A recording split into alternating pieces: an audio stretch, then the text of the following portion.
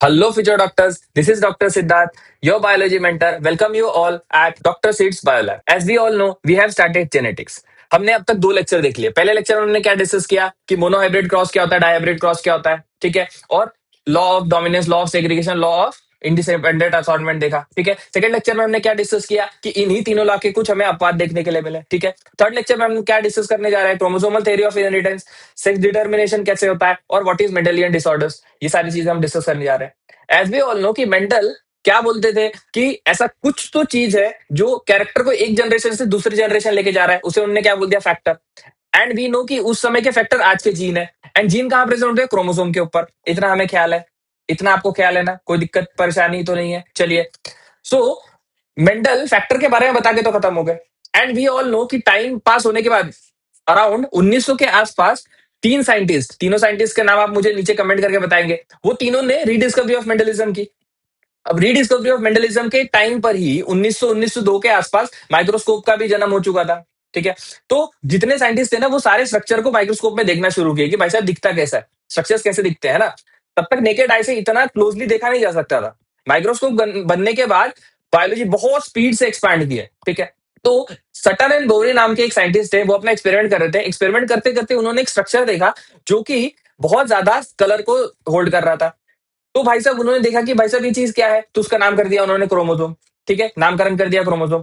अब क्रोमोसोम वैसे ही तरीके से स्ट्रक्चर दिखा रहा था, वैसे ही तरीके से एक जनरेशन से दूसरी जनरेशन जा रहा था, जो कि किसने बताया था, मेंडल ने बताया था। तो सटन एंड बोरे ने क्या बोला कि भाई साहब हमें ये लगता है कि मेंडल उस टाइम पर फैक्टर बोलना चाहते थे, वो क्रोमोसोम है। जो कि आगे जाके हमें पता चला कि क्रोमोसोम नहीं, क्रोमोसोम के ऊपर की जीन को फैक्टर बोला था मेंडल ने, ठीक है। ठीक है, इतना ध्यान आ गया। इसी चीज को हमने क्या बोल दिया, क्रोमोसोमल थ्योरी ऑफ इनहेरिटेंस। तो क्रोमोसोमल थ्योरी ऑफ इनहेरिटेंस किसने दिया, बताओ, जल्दी बताओ मुझे, क्रोमोसोमल थ्योरी ऑफ इनहेरिटेंस किसने दिया, सटन एंड बोवेरी ने, ठीक है। अब सटन एंड बोवेरी ने क्रोमोसोमल थ्योरी ऑफ इनहेरिटेंस दे दिया, तो इसे एक्सपेरिमेंट किसने किया, इसे एक्सपेरिमेंट किया, बताओ जल्दी मुझे, Thomas and Morgan. So Sutton and Boveri ने एक एक्सपेरिमेंट किया, उस एक्सपेरिमेंट में उन्हें एक स्ट्रक्चर मिला जिसे उन्होंने क्या कह दिया, chromosome. The chromosome movement during meiosis and win work out, Walter Sutton and Tuson Boveri noted that behavior of chromosome was parallel to behavior of gene and used by chromosomal movement, ठीक है। हमें पता है ना कि क्रोमोसोम मियोसिस के anaphase 1 में मेटाफेजियल plate पे खड़े हो जाते हैं और स्पिंडल फाइबर कनेक्टेड होती है। सेल साइकिल, सेल डिवीजन में ध्यान होगा आपको, नहीं तो हम आगे आने वाले लेक्चर में देखने ही वाले हैं उसे, ठीक है। तो सटन ने क्या किया, Sutton united the knowledge of chromosomal segregation with Mendelian principle and called is chromosomal theory of inheritance. So Sutton ने क्या किया कि सटन को ये समझ में आया कि जो बार बार मेंडल बोल रहे थे कि फैक्टर अलग होते हैं, फैक्टर अलग होता है, ये फैक्टर क्या है, तो ये क्रोमोसोम है। आगे जाके ये पता चला कि क्रोमोसोम के ऊपर जीन प्रेजेंट है, उसकी बात हो रही है, ठीक है।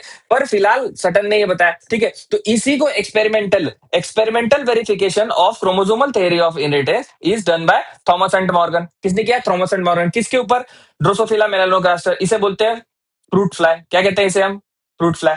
इतना तो हमें ख्याल रहेगा, ठीक है। तो अब तक हमने क्या देखा भाई, क्रोमोसोमल थ्योरी ऑफ, यहाँ क्या ध्यान रखना है अपने को, क्रोमोसोमल थ्योरी ऑफ इनहेरिटेंस किसने दिया, सटन एंड बोरी। एक्सपेरिमेंट किसने किया, तो थॉमस एंड मॉर्गन। किसके ऊपर, ड्रोसोफिला मेलानोगास्टर। चमक गया इतना, चलो।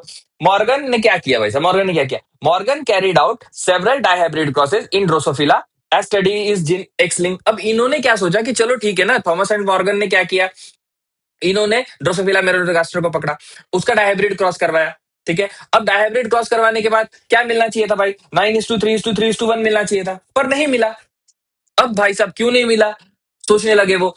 तो उन्होंने दो टर्म बताया, लिंकेज एंड रिकॉम्बिनेशन, ठीक है। उन्होंने क्या बताया कि जो जीन है वो आपस में लिंक में प्रेजेंट होते हैं, इसीलिए वो अलग नहीं होते हैं, और कुछ थोड़े बहुत अलग होते हैं ड्यू टू क्रॉसिंग ओवर। इतना चमक गया क्या अपने को, तो देखो, Morgan carried out several dihybrid crosses in Drosophila.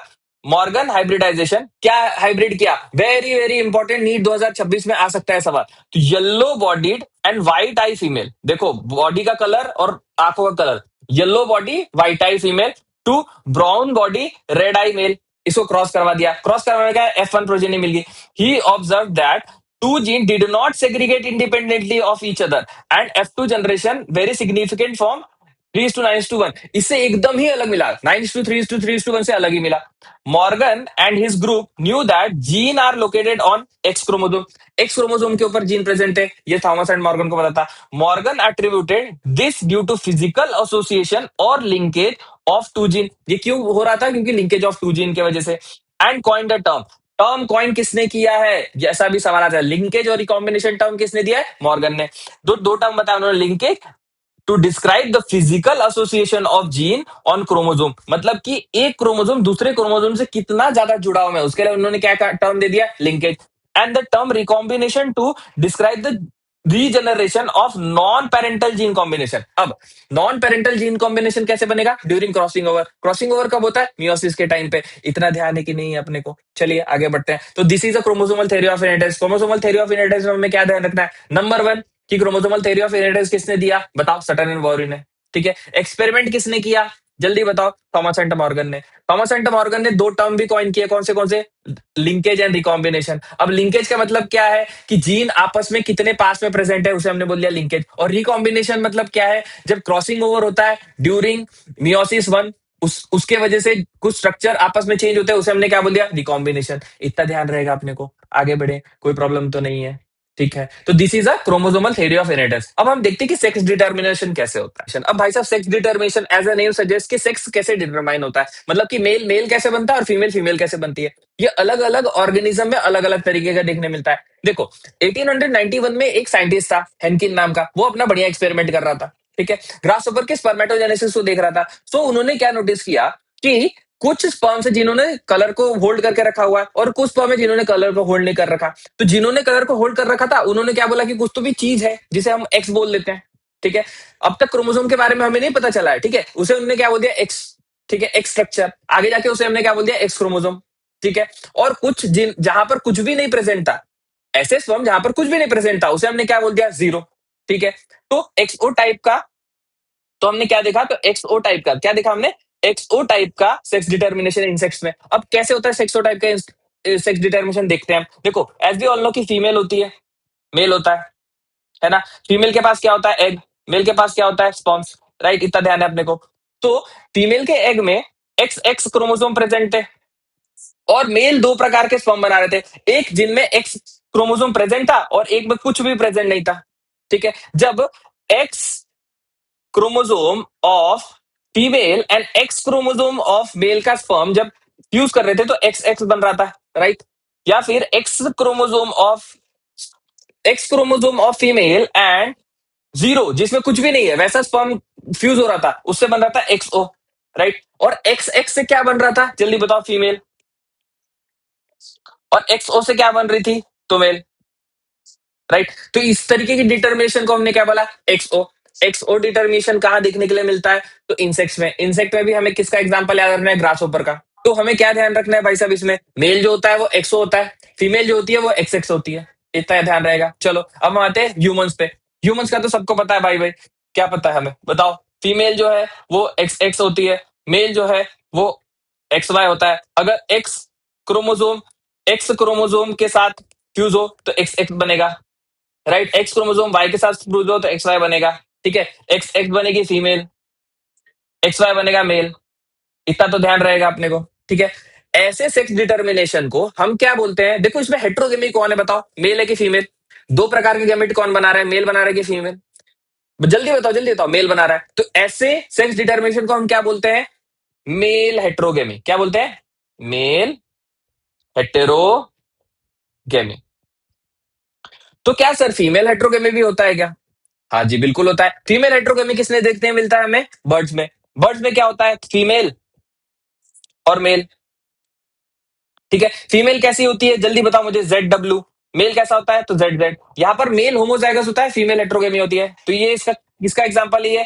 Female हेटेरोगेमी। Female हेट्रोगेमी। मतलब कि अगर बर्ड सास अपने बहू को ताना दे कि तूने मुझे लड़की जन्म करके दी, है ना, तो ये सही होगा उसका ताना। मेल हमारे ह्यूमन में सही नहीं होगा। वैसे तो ताना ही देना गलत है। समझने पॉइंट ऑफ व्यू से मैं क्या बोल रहा हूँ कि फीमेल यहाँ पर सेक्स डिटरमाइन करती है। अब आपको पता है कि ये दो कमेंट बनाएगा कैसा? जेड और डब्ल्यू। राइट। और ये तो जेड जेड। एक ही प्रकार का गमीट बनाएगा, है ना। हमने बताया था गमीट फॉर्मेशन का फॉर्मूला क्या था, 2 to the power of n, और n क्या था, number of heterozygous position, right. So अगर जेड जेड फ्यूज होगा तो क्या बनेगी, मेल बनेगा या फीमेल, जल्दी बताओ, मेल, ठीक है। और जेड डब्ल्यू बनेगा तो मेल बनेगा या फीमेल, फीमेल, ठीक है। तो हमें यहां पर क्या ध्यान रखना है, human is example of male heterogamy and body is example of female heterogamy. XO type का कहां देखने मिलता है, इंसेक्ट्स में, ठीक है। यहां तक तो अपने को समझ गया। अब एक विचित्र तरीके का हनी बी के अंदर सेक्स डिटर्मिनेशन होता है। अब भाई साहब कैसा विचित्र है, देखो यहाँ पे, देखो फीमेल जो है, फीमेल देखो, आगे मैं अच्छे से डिस्कस करता हूं। जो फीमेल है ना, फीमेल, फीमेल के पास कितने क्रोमोसोम होते हैं, तो 32, ठीक है।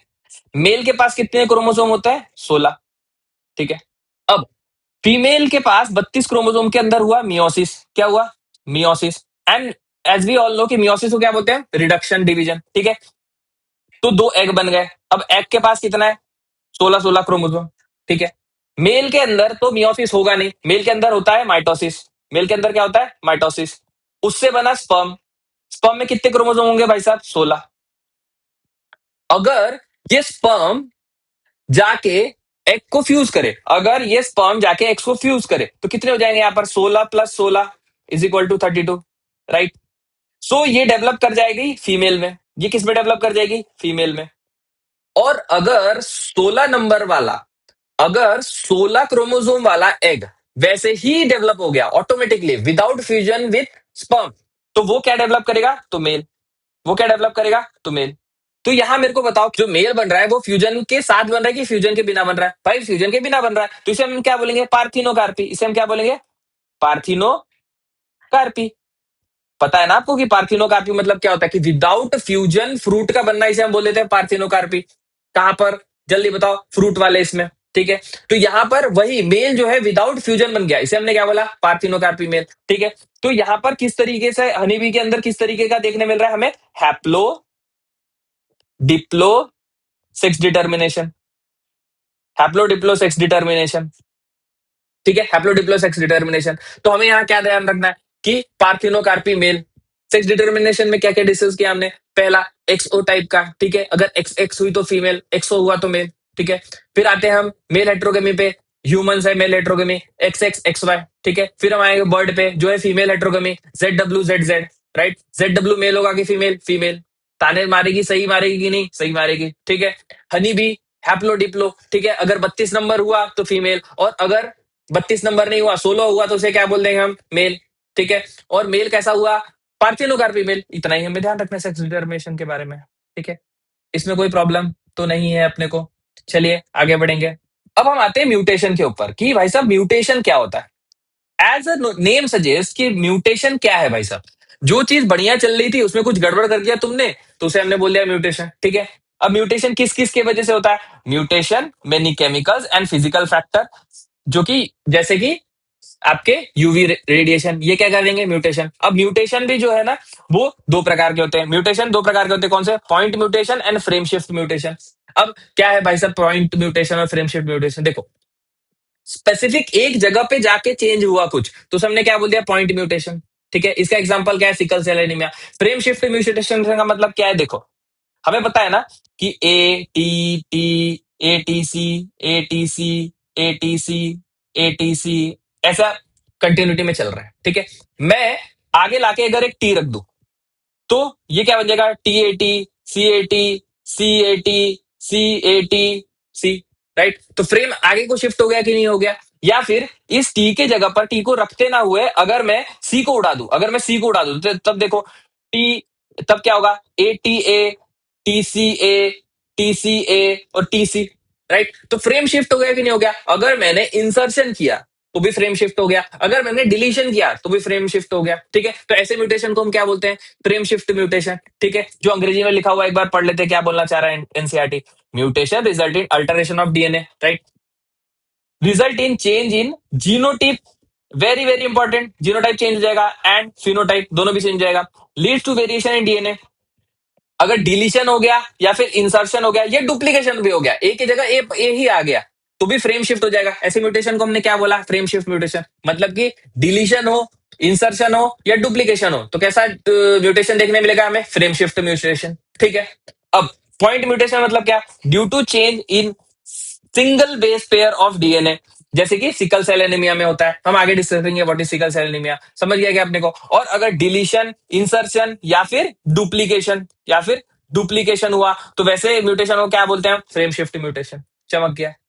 तो म्यूटेशन में हमें क्या ध्यान रखना है? दो प्रकार के म्यूटेशन, ठीक है, point mutation and frame shift mutation. Point mutation मतलब स्पेसिफिक एक ही जाके जगह चेंज हुआ तो पॉइंट म्यूटेशन, ठीक है। फ्रेम शिफ्ट म्यूटेशन मतलब क्या? इंसर्शन कर दिया, अगर डाल दिया तो भी फ्रेम शिफ्ट हो जाएगा, डिलीट कर दिया तो भी फ्रेम शिफ्ट हो जाएगा, और डुप्लीकेट कर दिया तो भी फ्रेम शिफ्ट हो जाएगा, है ना? ये समझ में आया ना आपको? जैसे मैं आपको पहले ही बता रहा था, ATC ATC ATC ATC, right. अगर मैं ए को उड़ा दूं तो ये फ्रेम शिफ्ट हो गया कि नहीं हो गया, है ना? या मैं टीटी को दो बार ऐड कर दूं, फ्रेम शिफ्ट हो गया कि नहीं हो गया? अगर इसका डुप्लीकेशन कर दूं मैं ए का, तो यहां से देखो फ्रेम शिफ्ट हो गया कि नहीं हो गया, राइट? तो ऐसे म्यूटेशन को क्या कहते हैं? Frame shift mutation. अब हम देखते हैं कि मेंडेलियन डिसऑर्डर क्या है। मेंडेलियन डिसऑर्डर इन्हीं फ्रेम शिफ्ट म्यूटेशन की वजह से होता है। चलो देखते हैं कौन से डिसऑर्डर दिए हैं भाई साहब। Haemophilia, cystic fibrosis, sickle cell anaemia, thalassaemia, colour blindness, phenylketonuria. ये समझने से पहले ये समझो कि जो मेंडेलियन डिसऑर्डर्स है ना, डिसऑर्डर दो तरीके के होंगे। एक तो ऑटोसोम में चेंज हो जाए या फिर सेक्स क्रोमोसोम में चेंज हो जाए, है ना? हमें पता है ना कि बॉडी में हमारे क्या क्या प्रेजेंट है भाई? ऑटोसोम है, सेक्स क्रोमोसोम है। एज वी ऑल नो कि हमारे पास कितने क्रोमोसोम है, जल्दी बताओ? 46 क्रोमोसोम है, राइट। उसमें से 44 क्या है? हमारे ऑटोसोम। और एक्स वाई क्या है? हमारे सेक्स क्रोमोसोम, राइट। अगर फीमेल हुई तो 44 प्लस एक्स एक्स होगा, राइट। इतना ध्यान रहेगा अपने को। अब देखो, चेंजेस इन 44 में हो सकते हैं या फिर एक्स एक्स या एक्स वाई के अंदर हो सकते हैं, राइट। अगर एक्स एक्स एक्स वाई के अंदर हुए तो हम उसे क्या बोलेंगे? बताओ? Sex link disorder, right. और अगर ऑटोसोम में हुए तो हम क्या बोलेंगे? Autosomal disorder, right. और अगर डोमिनेंट हुआ तो हम क्या बोलेंगे? Autosomal dominant disorder. रिसेसिव हुआ तो क्या बोलेंगे? ऑटोसोमल रिसेसिव, है ना? तो ये मेंडेलियन डिसऑर्डर को आप दो पार्ट में डिवाइड कर लोगे। मेंडेलियन डिसऑर्डर को हम दो पार्ट में डिवाइड कर लेंगे पहले, क्या तो ऑटोसोमल या फिर सेक्स लिंक, राइट। ऑटोसोमल में क्या होगा? डोमिनेंट या रेसेसिव। इसमें भी क्या होगा? डोमिनेंट एंड रेसेसिव, ठीक है। और सेक्स लिंक्ड जो होते हैं ना, सेक्स लिंक्ड में एक्स होता है और वाई होता है, ठीक है ना? देखो, सेक्स लिंक्ड जो यूज होता है ना, वो जनरली एक्स क्रोमोसोम के लिए यूज होता है, ठीक है। तो एक्स क्रोमोसोम लिंक्ड डिसीज को हम क्या बोलते हैं? Sex linked. और वाई क्रोमोसोम रिलेटेड को हम क्या बोलेंगे? तो वाई लिंक डिसीजेस बोलेंगे, ठीक है। और दोनों को क्या मिला के बोलेंगे? तो सेक्स क्रोमोसोमल डिसऑर्डर। क्या बोलेंगे? Sex chromosomal disorder. ध्यान रहेगा इतना अपने को। चलो देखते हैं भाई साहब क्या। तो सेक्स लिंक इनहेरिटेंस किसमें देखने मिलता है? Haemophilia, colour blindness. Very very important, आपको ध्यान रखना है। हीमोफीलिया और कलर ब्लाइंडनेस क्या है? Sex linked inheritance. और सेक्स लिंक इनहेरिटेंस का मतलब मैंने भी क्या बोला था? X chromosome related, x chromosome, ठीक है। और दोनों के दोनों सेक्स लिंक्ड मतलब कि एक्स लिंक्ड रेसेसिव डिसऑर्डर है। क्या है? X linked recessive disorder. Haemophilia क्या है? Haemophilia is sex link recessive. Sex link मतलब X link recessive. Single protein. क्या होता है इसमें? अ सिंगल प्रोटीन जो कि कैस्केड ऑफ इफेक्ट, मैंने बताया था ना आपको कि ब्लड क्लॉटिंग के अंदर होता है, तो उसके वजह से गड़बड़ हो जाता है। A single protein is affected, single protein is affected due to this in affected individual simple cut will result in non stop bleeding. भाई ब्लीडिंग होती ही रहती है, ब्लीडिंग होती ही रहती है। The heterozygous female is a carrier, है ना, for haemophilia and transmit the disease to son. And इसे हम बोलते हैं राजघराने का डिसीज। क्वीन विक्टोरिया की फैमिली में आपको ये देखने के लिए मिलता है। अब sickle cell anaemia, sickle cell anaemia autosomal recessive trait है। देखो ये क्या है? Autosomal recessive trait caused by substitution of glutamic acid by valine at a sixth position of beta globin chain of hemoglobin molecule. Very very important, as we all know कि alpha chain beta chain मिलके क्या बनाती है? Haemoglobin, ठीक है। सो glutamic acid की जगह valine की कोडिंग हो गई बीटा चेन में। तो ये बताओ क्वालिटेटिव डिफेक्ट है कि क्वांटिटेटिव डिफेक्ट है? बताओ, क्वालिटी में फर्क है कि क्वांटिटी में फर्क है? बताओ। क्वालिटी में गड़बड़ हो गया ना, तो ये कैसा हो गया? क्वालिटेटिव। कैसा हो गया? क्वालिटेटिव डिसऑर्डर, है ना। क्वालिटी में गड़बड़ हो गया। अब इस क्वालिटी में गड़बड़ होने के क्या हो गया? उसकी वजह से क्या हो गया? The substitution of amino acid in globin protein result due to the single base pair at 6 codon. देखो ये कौन सा हुआ? बताओ मुझे। यहां पे क्या हुआ? रिप्लेस हो गया। अब बीटा ग्लोबिन चेन जीएजी की जगह जीयूजी हो गया, जीएजी होना चाहिए था, उसकी जगह पे क्या हो गया, जीयूजी हो गया, और गड़बड़ हो गई। The mutant haemoglobin molecule undergo polymerisation under low oxygen causing the change in shape of RBC. Biconcave होता है, मैंने आपको बताया था ना कि आरबीसी आपकी ऐसी होती है, ये ऐसी ना होके इस तरीके से हो जाएगी, इलोंगेटेड हो जाएगी। ठीक है, तो इसे हम क्या बोलते थे, सिकल सेल एनीमिया। देखो स्ट्रक्चर में ही बता रहा है, क्या बोल रहा है, ये नॉर्मल जीन है, जी जीएजी के जगह क्या होगा, जीओजी। वेरी वेरी इंपॉर्टेंट, देखो बहुत एनसीईआरटी ने कितना छुपा के दिया हुआ है, एमआरएनए में जीएजी हो गया और जीएजी की जगह जीओजी हो गया, पर आप मुझे बताओ कि आपके डीएनए में क्या चेंजेस हुआ होगा, सीटीसी के जगह पे जीएसी हो गया। वेरी वेरी इंपॉर्टेंट, यहां से सवाल आना तय है भाई साहब, इस साल आएगा ही आएगा सवाल, नीट 2026 में यहां से सवाल आ ही रहा है। पता है नीट में क्या सवाल बोलेगा, which of the following base change on the DNA strand cause haemophilia. देखो उसने क्या पूछा, डीएनए, ठीक है, हमें क्या ध्यान है, जीओजी, हमें क्या ध्यान है, जीएजी का जीओजी हो गया गड़बड़, क्योंकि यहाँ पर जीएजी से जीओजी क्या दिया हुआ है कि कोडॉन के बारे में देगा। देखो कोडॉन का, देखो यहाँ पे दिखा रहा हूं, कोडॉन में चेंजेस हुआ, कोडॉन में चेंजेस हुआ, कोडॉन में चेंजेस होकर क्या हो गया, जीएजी की जगह जीओजी हो गया, पर एक्चुअल में स्टैंड पे क्या चेंज हुआ होगा, बताओ, जीएजी की जगह जीटीसी चेंज हुआ होगा। राइट, वेरी वेरी इंपॉर्टेंट, याद रखोगे आप। चलिए आगे देखते हैं, फिनिलकीटोन्यूरिया। फिनिलकीटोन्यूरिया भी क्या है भाई साहब, ऑटोसोमल रिसेसिव ट्रेट है। ठीक है, क्या होता है इसमें, इसमें लैक ऑफ एंजाइम हो जाता है, कौन सा एंजाइम, जो कि फिनिलएलनिन को टायरोसिन में कन्वर्ट करता है। ठीक है, तो इसके वजह से क्या होगा, फिनिलएलनिन टायरोसिन में कन्वर्ट नहीं होगा, तो फिनिलएलनिन अक्यूमुलेट होता रहेगा, पड़ा रहेगा वहीं पे, तो फिनिलएलनिन कन्वर्ट हो जाएगा किसमें, फिनिल पायरुविक एसिड में, और वो फिनिल पायरुविक एसिड जाके ब्रेन में एक्यूमुलेट हो जाएगा, ब्रेन में एक्यूमुलेट होने की वजह से क्या हो जाएगा, मेंटल रिटार्डेशन। इतना ही ध्यान रखना है अपने को। चलिए आगे बढ़ते हैं, thalassaemia. Thalassaemia is also autosomal linked recessive blood disease. यहां पर क्या होता है, हमें पता है ना कि अल्फा चेन और बीटा चेन है, दो तरीके की चेन प्रेजेंट है हीमोग्लोबिन में। अगर अल्फा चेन प्रॉपरली नहीं बन पाई तो उसे हम क्या बोलेंगे, अल्फा थैलेसेमिया, और बीटा चेन प्रॉपरली नहीं बन पाई तो हम क्या बोल देंगे उसे, बीटा थैलेसेमिया। तो मेरे को बताओ ये क्वांटिटेटिव है कि क्वालिटेटिव, ये है क्वांटिटेटिव, ये कैसा है, क्वांटिटेटिव, है ना। और सिकल सेल एनीमिया कैसा था, उसकी क्वालिटी में फर्क आ रहा था, क्वांटिटी प्रॉपर थी, क्वालिटी में फर्क आ रहा था, तो वो क्या था, क्वालिटेटिव। ठीक है, अब देखते हैं हम क्या बोल रही है। Thalassaemia is a autosomal link recessive blood disease due to either mutation, mutation की वजह से होगा, या फिर deletion, which ultimately result in reduction rate of synthesis of one of the globin chain. ठीक है, कोई तो एक ग्लोबिन चेन में गड़बड़ी हो जाएगी, अगर क्रोमोसोम नंबर 11 में गड़बड़ी हुई, अगर क्रोमोसोम नंबर 11 में गड़बड़ी हुई तो बीटा थैलेसेमिया होगा, और क्रोमोसोम नंबर 16 में गड़बड़ी हुई, क्या बोला मैंने, क्रोमोसोम नंबर 16 में गड़बड़ी हुई तो क्या होगा, अल्फा थैलेसेमिया। तो अपने को यहाँ क्या ध्यान रखना है, देखो अल्फा थैलेसेमिया और बीटा थैलेसेमिया। ठीक है, क्रोमोसोम नंबर 16 और क्रोमोसोम नंबर 11, और 11 में गड़बड़ हुआ तो क्या बनेगा, बीटा थैलेसेमिया। क्यों बनेगा, क्योंकि 11 में गड़बड़ हुआ तो बीटा चेन प्रॉपर नहीं बनी तो बीटा थैलेसेमिया, 16 नंबर में गड़बड़ हुआ तो अल्फा चेन प्रॉपर नहीं मिली तो अल्फा थैलेसेमिया। ठीक है, ये क्वालिटेटिव है, क्वांटिटेटिव, क्वांटिटेटिव। ठीक है, तो वेरी वेरी इंपॉर्टेंट, ये आपको टर्म ध्यान रखना है कि thalassaemia is a quantitative disorder and sickle cell anaemia is a qualitative. ठीक है, इतना ध्यान रहेगा, बोलेंगे नहीं अपने को। चलो आगे बढ़ते हैं। अब chromosomal disorder due to absence और एक्सेस और एबनॉर्मल अरेंजमेंट ऑफ क्रोमोसोम और फेलियर ऑफ सेग्रीगेशन। ठीक है, देखो क्या क्या हो सकता है, जो प्रेजेंट होना चाहिए था वो प्रेजेंट नहीं है, मतलब एब्सेंस है। राइट, एब्सेंस ऑफ क्रोमोसोम हो सकता है, एक्सेस ऑफ क्रोमोसोम हो सकता है, क्रोमोसोम एक एक्स्ट्रा आ सकता है, क्रोमोसोम गायब हो सकता है। राइट, यही सब हो सकते हैं ना। अगर सेग्रीगेशन प्रॉपर नहीं हो पाया तो क्या होगा, गेन और लॉस ऑफ क्रोमोसोम होगा। राइट, उसे हम क्या बोलते हैं, एन्यूप्लॉइडी, उसे हम क्या बोलते हैं, एन्यूप्लॉइडी। ठीक है, अगर set of chromosome exact double हो गए, मतलब कि हमारे पास 46 क्रोमोसोम है ना, ये एग्जैक्ट डबल होके कितने हो गए, इसका डबल बताओ मेरे को कितना होगा, बताओ बताओ जल्दी बताओ, 92। ठीक है, अगर 92 हो गए तो उसे हम क्या बोलेंगे, उसे हम क्या बोलेंगे, बताओ, पॉलीप्लॉइडी, उसे हम क्या कहेंगे, पॉलीप्लॉइडी। ठीक है, पर अगर किसी एक में एक नंबर बढ़ा या एक नंबर कम हुआ, अगर एक नंबर बढ़ा तो उसे हम क्या बोलेंगे, ट्राइसोमी, और एक नंबर कम हुआ तो उसे हम क्या बोलेंगे, मोनोसोमी। इतना ध्यान रहेगा अपने को। ठीक है, अब हम आगे देखते हैं कि क्या बोल रहा है ये, Down syndrome, Turner syndrome, Klinefelter syndrome क्या कहता है। ठीक है, सो देखते हैं डाउन सिंड्रोम। भाई साहब डाउन सिंड्रोम क्या है, down syndrome is a chromosomal number 21 का डिसऑर्डर है, क्रोमोसोमल 20 नंबर का ट्राइसोमी हो जाता है, मतलब कि 21 दो तो प्रेजेंट होने चाहिए, एक मेल से आने वाला, एक फीमेल से आने वाला, मतलब कि एक मदर से आने वाला 21, एक फादर से आने वाला 21, एक एक्स्ट्रा 21 आ जाता है, उसकी वजह से क्या हो जाता है, तो डाउन सिंड्रोम। ठीक है, किसने ढूंढा था, लैंडन डाउन नाम के साइंटिस्ट ने ढूंढा था, 1866 में ढूंढा था। द अफेक्टेड इंडिविजुअल छोटा होगा, शॉर्ट सूचर होगा, उसके स्मॉल राउंड हेड होंगे, और फरो और पार्शियली ओपन माउथ होगा। फरो मतलब कि इस तरीके से माउथ ओपन रहेगा बच्चे का।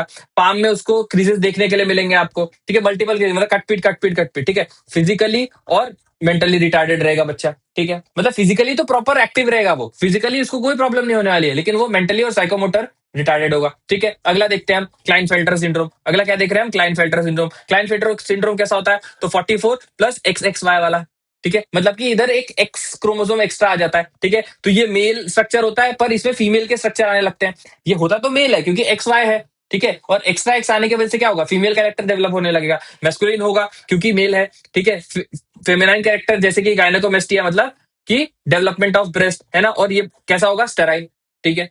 टर्नर सिंड्रोम क्या है? तो यहाँ पर एक्स क्रोमोसोम डिलीट हो जाता है, तो ये रहेगी फीमेल पर रहेगी स्टेराइल। रूडिमेंटरी आपको ओवरी देखने मिलेगी, रूडिमेंटरी मतलब डेवलप नहीं हुई है, फीमेल स्टेराइल होगी, ठीक है। क्यों हो रहा है? कि एक्सेस ऑफ एक्स क्रोमोसोम और lack of secondary sexual characters होंगे, ठीक है। इतना ध्यान रहेगा अपने को क्रोमोसोमल डिसऑर्डर के बारे में। देखो, ये पूरे के पूरे लेक्चर में हमने क्या डिस्कस किया? पहले हमने डिस्कस किया क्रोमोसोमल थ्योरी ऑफ इनहेरिटेंस। किसने दिया? बताओ, सटन एंड बाउरी ने। एक्सपेरिमेंट किसने किया? बताओ जल्दी, थॉमस एंड मॉर्गन ने। किसके ऊपर? ड्रोसोफिला मेनोलकास्टर के ऊपर। उसके बाद हमारे सेक्स डिटर्मिनेशन पे। सेक्स डिटर्मिनेशन भाई साहब, हमने पहला सेक्स डिटर्मिनेशन एक्सो टाइप का देखा, ग्रास ओपर इंसेक्ट में, ठीक है।